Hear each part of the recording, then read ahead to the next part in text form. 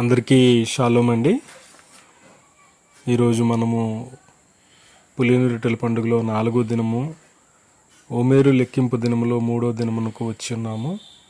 మరి ఈ సమయంలో ఒక చిన్న పాట పాడుకుని తండ్రి నామాన్ని స్తుతిద్దాం.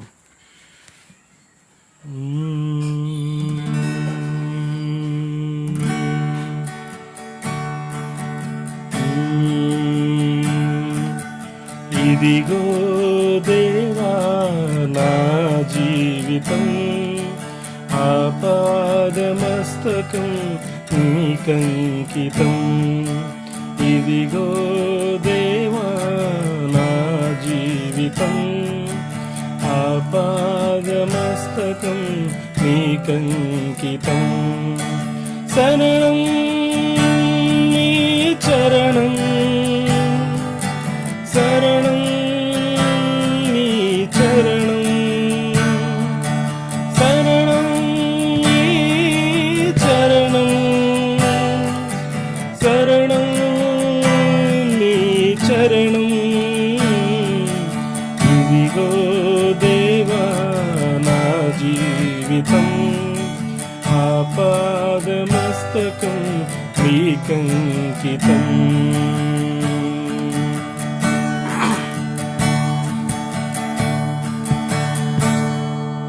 పలుమార్లు వై తొలగినాను, పరలోక దర్శనము నుండి విలువైన మీ దివ్య పిలుపుకు నీ తగినట్లు జీవించనైతిని. పలుమార్లు వై తొలగినాను, పరలోక దర్శనము నుండి విలువైన మీ దివ్య పిలుపుకు నీ తగినట్లు జీవించనైతిని. అయినా మీ ప్రేమతో నన్ను దయచేర్చినారు, అందుకే కొనుమో దేవా ఈ నా శేష జీవితం.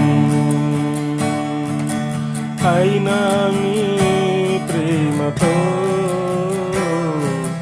నన్ను దయచేర్చినారు, అందుకే గై కొనుమో ఈ నా శేష జీవితం. ఇదిగో దేవా నా జీవితం, ఆపాదమస్తకం నీకంకితం. ఇదిగో దేవా నా జీవితం, ఆపాదమస్తకం నీకంకితం.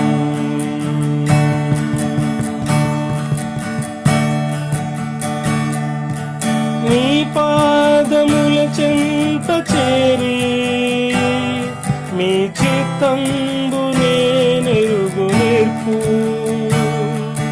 మీ హృదయ భారంబు నొసగి ప్రార్థించ పని చేయ నేర్పు.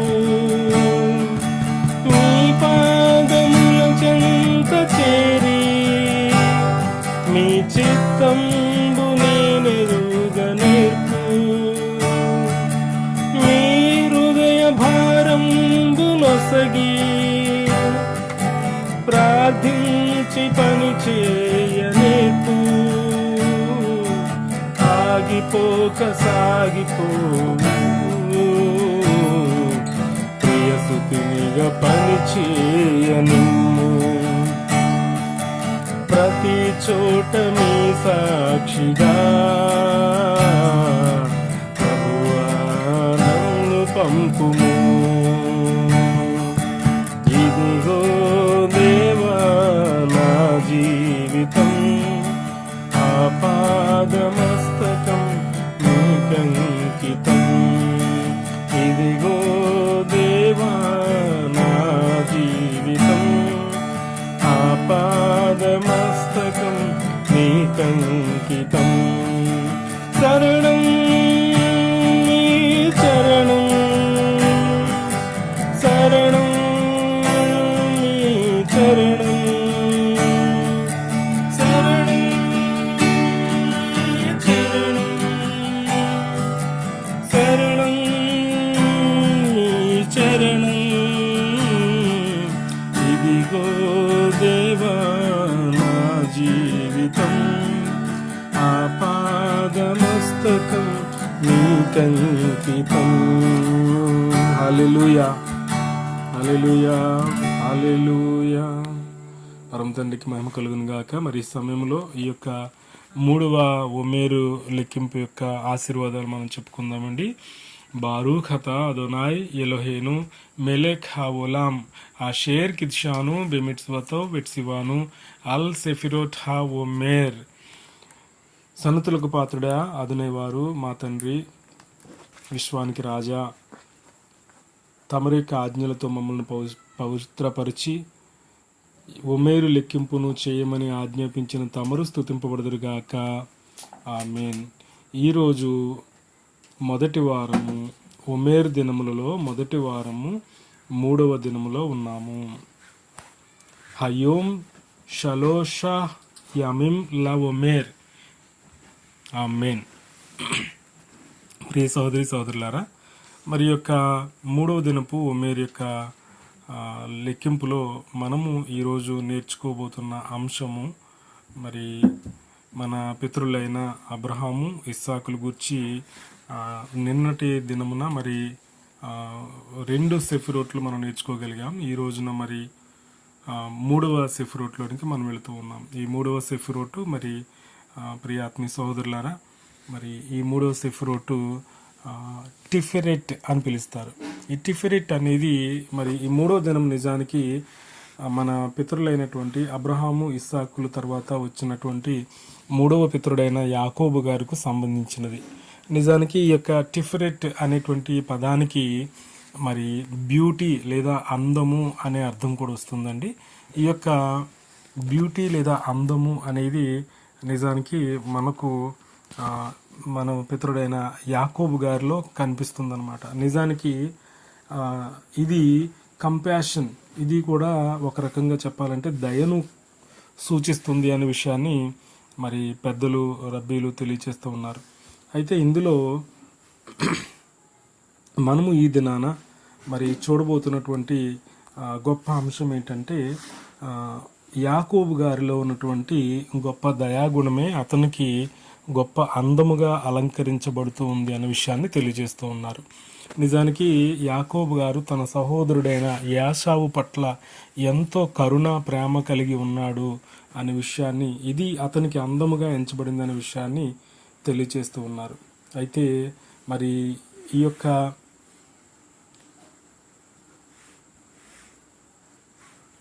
మూడవ దినాన జ్ఞాపకం చేసుకోబోతున్నటువంటి యాకోబు గారిలో ఉన్నటువంటి గొప్ప లక్షణమును మనము చూసినట్లయితే, ఈయన నిజానికి అబ్రహాము గారిలో ఉన్నటువంటి అనంతమైన అవధులు లేని దయతో పాటు మరి ఇస్సాకు గారిలో ఉన్న ఆ యొక్క గెవుర ఏదైతే అవధులు కలిగినటువంటి ఆ యొక్క గెవురాను మరి తీర్పులను లేదంటే ఆ యొక్క జడ్జిమెంట్స్ను కలిగి ఉన్నారు. ఆ విధమైనటువంటి 2 విధానాలను కలిపి యాకోబు గారిలో మనం చూడవచ్చు అనమాట అండి. అందుకని మనము చూసినట్లయితే ఈ టిఫెరెట్ అనేటువంటి ఈ యొక్క గొప్ప సెఫిరా లేదా ఈ గొప్ప లక్షణము మరి చాలా లోతైనటువంటి భావంతో కూడి ఉన్నదనమాట అండి. నిజానికి మనం చూసినట్లయితే కనుక హషేం వారి యొక్క 4 అక్షరాలు కలిగిన పేరు ఏదైతే యోధ్హే వావ్హే అనే 4 అక్షరాలు కలిగిన పేరు ఏదైతే ఉందో ఆ పేరు కూడా ఈ యొక్క టిఫెరెట్ లేదా బ్యూటీ అందముగా ఉన్నది అనే విషయాన్ని తెలియజేయడానికి వాడతారనమాట. అయితే నిజానికి టిఫెరెట్ అనే పదము యొక్క మూల పదము ఏమిటంటే పేర్ అనేటువంటి మూల పదం నుంచి వచ్చిందండి. ఈ యొక్క పేర్ అనే పదానికి హిబ్రూ భాషలో బ్యూటీ లేదా అందము అని అర్థం వస్తుందన్నమాట. ఇది ఏం చేస్తుందంటే మరి ఒక చక్కని మరి అందమైనటువంటి విధానాన్ని హార్మోనీని తెలియచేస్తూ ఉందన్నమాట.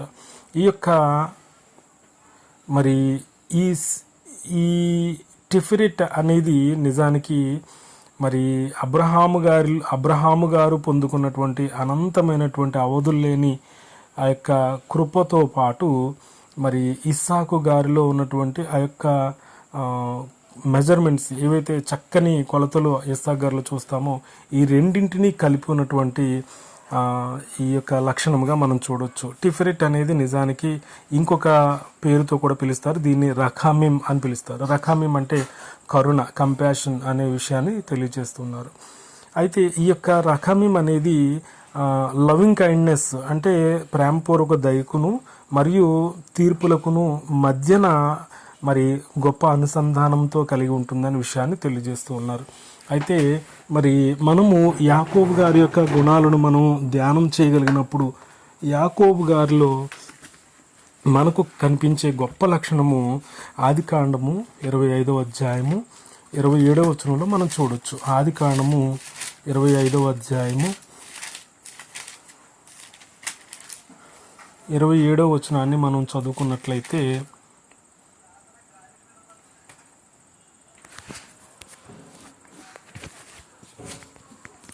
ఆ చిన్నవాడు ఎదిగినప్పుడు యాషావు వేటాడుటేందు నేర్పరి అయి అరణ్యవాసిగా ఉండెను, యాకోబు సాధువై గుడారములలో నివసించుచూ ఉండెను అని రాయబడింది. నిజానికి ఇక్కడ గుడారములు అనే పదం వాడబడింది. ఏ విధంగా అంటే సాధువై అంటే ఇంగ్లీష్లో ప్లెయిన్ మ్యాన్ అని రాయబడింది. అంటే ఏ విధమైన దోషము లేనివాడుగా ఉండి అతను గుడారములలో అంటే బహువచనం వాడబడింది. ఎందుకు సింగులర్ వచనం అంటే ఏకవచనం మరి గుడారము అనే మాట కాకుండా గుడారములు అని ఎందుకు వాడబడింది అని అంటే, నిజానికి ఆయనలో ఉన్న గుణలక్షణాలు ఆయన తాతగారైన అబ్రహాము గారి యొక్క గుడారములోను అలాగే తన తండ్రి అయిన ఇస్సాకు గారి యొక్క గుడారములో కూడా అంటే రెండు గుడారాలను కూడా బ్యాలెన్స్ చేసి ఆ బ్యాలెన్స్ చేత అంటే నిజానికి ఏ విధంగానంటే అబ్రహాము గారు పొందుకున్నటువంటి మరి అనంతమైనటువంటి కృపను, గొప్ప అవధులు లేని కృపను మరి తన తాతగారైనటువంటి అబ్రహాము గారు ఏ విధంగా అయితే పొందుకున్నారో మరి ఏ విధమైనటువంటి భయము చేత ఇస్సాకు గారు దేవుని ఎడల ఏ విధమైనటువంటి భయము చేత అబ్రహాము గారి యొక్క కృపను పొందుకోవడానికి అతనుకు భయం కలిగి ఉన్నాడో ఈ రెండింటిని మరి బ్యాలెన్స్ చేసుకుంటూ యాకోబు గారు తన జీవితాన్ని గుడారములలో గడిపినట్లుగా మనం చూస్తాం. అబ్రహాము గారి గుడారము మరి ఇస్సాకు గారి గుడారములలో కూడా రెండు గుడారాలు కూడా ఈయన నివసించినట్లుగా మనం చూస్తాం. అంటే రెండు లక్షణాలను కూడా ఈయన వంట పట్టించుకున్నట్లుగా మనం చూడగలుగుతాం అన్నమాట. అందుకనే ఈ యొక్క మరి దినమందు ఈ యొక్క యాకోబు గారిలో ఉన్నటువంటి గొప్ప లక్షణాన్ని ధ్యానం చేయడానికి మరి యూదులు, ఇశ్రాయేలీలు, గొప్ప రబ్బీలు వారు ఏం తెలియజేస్తున్నారని అంటే, మరి ఇంత గొప్ప లక్షణాలను మరి యాకోబు గారు ఏ విధంగా పొందుకోగలిగారని అంటే, అబ్రహాము గారి యొక్క పొందుకున్నటువంటి లక్షణము అలాగే ఇస్సాకు గారిలో పొందుకున్నటువంటి లక్షణాలు రెండింటిని కూడా ఆయన కలిగి ఉన్నారు అనే విషయాన్ని తెలియజేస్తూ ఉన్నారు. మరి ఈ విధమైనటువంటి గొప్ప లక్షణాల గురించి జోహార్ గ్రంథము షెమోత్ 175bలో కూడా రబ్బీ షిమ్యోన్ గారు మరి కొన్ని విషయాలు ఆయన తెలియజేయడం జరిగింది. And the middle bar in the midst of the branches shell pass from one end to the other end. నిజానికి ఒక చెట్టు యొక్క మరి వేళ్ళు దగ్గర నుంచి చూస్తే కొమ్మల దాకా ఉన్నటువంటి ఆ మధ్యలో ఉన్నటువంటి ఈ యొక్క మిడిల్ బారే ఏమవుతుందనంటే అది చాలా అనుసంధానించబడినట్లుగా మనకు కనిపిస్తుంది. ఈ మిడిల్ బార్ అనే దాన్ని యాకోబు గారితో పోల్చడం అనేది జరిగిందండి. ఆయన పర్ఫెక్ట్ సెయింట్ అంటే మరి నిజానికి సాధువు అనే మాట ఆయన కోసం తెలుగులో వాడబడింది. నిజమైన పరిశుద్ధుడిగా మరి బైబిల్ గ్రంథం ఆయన గురించి తెలియజేస్తూ ఉంది.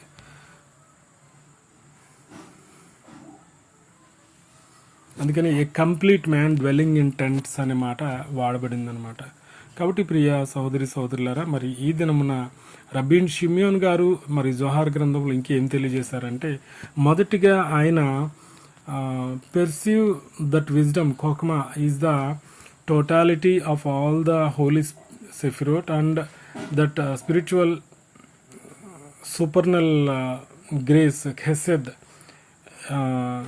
ఏమ ఈ యొక్క గొప్ప కెసెద్ దయను మరి ఒక జ్ఞానముతో పొందుకోగలిగాడు. అలాగే దేవుని యందు భయముతో గొప్ప శక్తిని కూడా ఆయన పొందుకోగలిగాడు. ఆ యొక్క తీర్పుల యొక్క శక్తిని కూడా పొందుకోగలిగాడని దీనినే బినా జ్ఞానము అని తెలియచేస్తూ ఉన్నారు. ఈ రెండింటిని కలిపి మరి యాకోబు గారు మరి యూనియన్ ఆఫ్ ది ఫాదర్స్ అంటే తన తండ్రుల యొక్క ఐక్యతను కలిగి ఉన్నట్లుగా మనకి తెలియజేస్తున్నారు. అందుకనే then came the merit of Jacob and synthesised both and made them as one for he signifies supernal harmony అని తెలియజేస్తున్నారు. ఇది ఈ విధంగా ఆయన మరి ఈ యొక్క తండ్రుల యొక్క గుణగణాలను ఆయన కలిగి ఉండడం వలన అది ఆయనకి అందముగా ఎంచబడింది అనే విషయాన్ని, ఇటువంటి లక్షణాలు ఈరోజు మనం కూడా పొందుకోవాలని మరి మనకి సహోదరులు మరి మన సహోదరులైన యూదులు తెలియజేస్తున్నారు. తండ్రి తన మాటలు దీవించి ఆశీర్వదించును గాక. ఆమేన్. చిన్న ప్రార్థన చేసుకుందాం. మహోన్నతుడ మహాగణుడ జీవముగల తండ్రి, తమ పరిశుద్ధ నామానికి స్తోత్రాలు. తండ్రి, ఇదిగో నాయన, మీరు మా కోసం మీరు ఏర్పాటు చేసిన తోరాను బట్టి, తోరాను మీ బిడ్డలైన ఇశ్రాయేలుకి ఇచ్చినటువంటి విధానం బట్టి మీకు స్తోత్రాలు. తోరాకు మేము దూరముగా ఉన్నవారము, మాకు తోరా అంటే తెలియదు. మీ రక్షకుడు, మీ ప్రియకుమారుడైన మా రక్షకుడు యెషువా మెస్సయ్య వారి ద్వారా మీరు మమ్మల్ని ఏర్పాటు చేసుకుని మాకు తోరా యొక్క జ్ఞానము తెలియచేసి తోరా దగ్గరకు నడిపించి తోరాల యొక్క ప్రజలైనటువంటి నిబంధన ప్రజలైన ఇశ్రాయేలీలతో అంటుకట్టి మమ్మల్ని నడిపిస్తున్నందుకు మీ స్తోత్రాలు. అబ్రహాం, ఇస్సాకు, యాకోబును మీ స్తోత్రాలు. అబ్రహాం గారిలో ఉన్నటువంటి అమితమైన దయ గుణము, అలాగే మరి ఇస్సాకు గారిలో ఉన్న గొప్ప మీకు భయపడి జీవించే గొప్ప జీవితము, మరి ఇద్దరిలో ఉన్నటువంటి గుణ లక్షణాలను యాకోబు గారు కలిగి ఉండడం వలన అది ఆయనకు అందముగా ఎంచబడింది అనే విషయాన్ని మేము ఈరోజు నేర్చుకోగలిగాం. అటువంటి గొప్ప లక్షణాలు మాకును అలవాటు చేయమని, మాకు ఇంకనూ లోతుగా మమ్మల్ని నడిపించమని తమ ప్రియకుమారుడు మా రక్షకుడు విమోచకుడైన యెషువా మెస్సయ్య వారి యొక్క నీతిని బట్టి ఈ ప్రార్థన తమరికి అడిగి వేడుకొంచున్నాను పరమ తండ్రి. ఆమేన్. ఆమేన్. ఆమేన్.